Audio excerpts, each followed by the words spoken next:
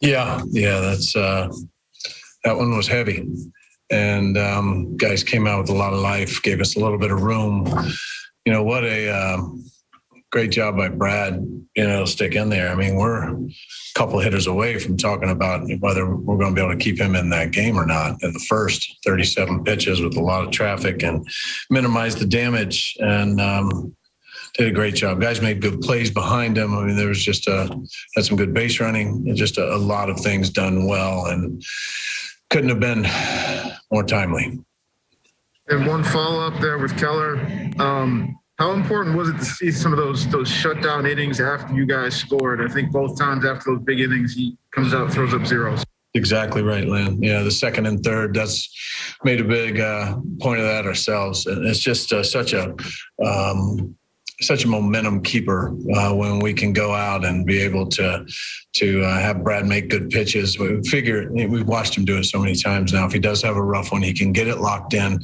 It's really, a lot of times it's trying to control the amount of movement. And you could tell on first base side, it was having so much run, he was having trouble keeping it on the plate early. But then when he found it, and the slider to me was what saved him today. He was able to use the slider to get him back into counts. And it was good enough, sharp enough that he was getting swing and miss when he needed it. But a lot of that's just that, you go back to everybody wanting to do so much and trying to do arguably too much, if there is such a thing. But Brad just staying within himself and figuring it out and fighting his way through some early struggles to be able to be out there for as long as we needed him. It was a great job. Annie? Mike, you talk about keeping the momentum. That double play in the bottom of the fifth, how crucial was that for you guys to turn?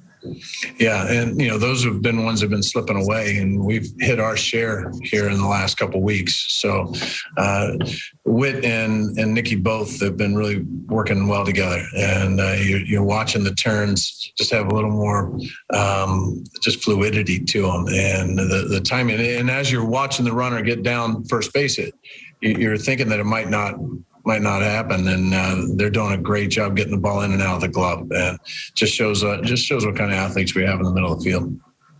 And just a quick follow-up, the play with Dozier, the collision, what did you see? How's he doing? Just kind of an update there. Yeah, we're still getting him looked at.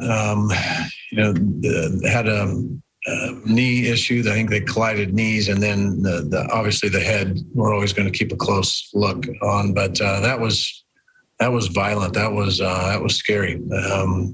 What happened looked like he was trying to get away from going around the catcher and didn't even really see that Abreu was closing in. So I think both of them wore that one pretty hard. Vern, and then back to Lynn. Did Santana feel anything rounding second base there in the seventh? Yeah, his hip tightened up a little bit. So went out and checked on him, and trainers are talking with him now. They just felt like he tweaked it a little bit, but he's already fighting to get in the game for the second one. So they feel pretty good about what they've got on their hands. Lynn?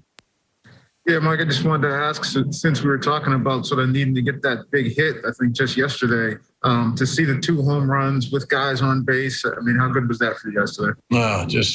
We needed a little bit of breathing room. We needed some confidence. No matter how much we know our guys believe in themselves, you just need some of that positive reinforcement by good things happening. And Michael just trusting himself, just amazing the power he has, even when he's not trying, which is always one of those things you hope to learn through the course of a career is what's that right amount of effort, intensity in your swing. And then Salvi just continues to step up big in big situations, but we had guys working walks, taking singles, working deep counts. I mean, you look even at that first inning, and we were able to score, but it cost them, it took a lot of pitches, even in that first inning, without us making a mark.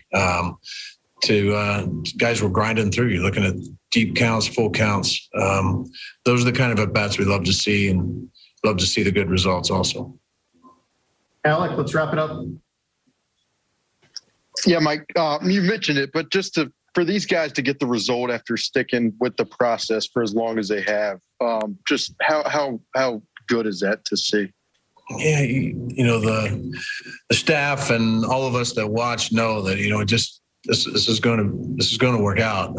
But when you're in the middle of it, you can't help but have negativity just kind of hanging out there. So you need the positive reinforcement, not just verbally and from support. You need it, as you said, Alex, and Alec, in the result. So this is it's a big game for us, and one that we hope to build on, and then learn the lessons we need to learn to make sure we shorten those stints, because they're going to happen, but how can we lessen them? And what is it? What kind of baseball do we need to play? What do we each need to do individually to get us back on track?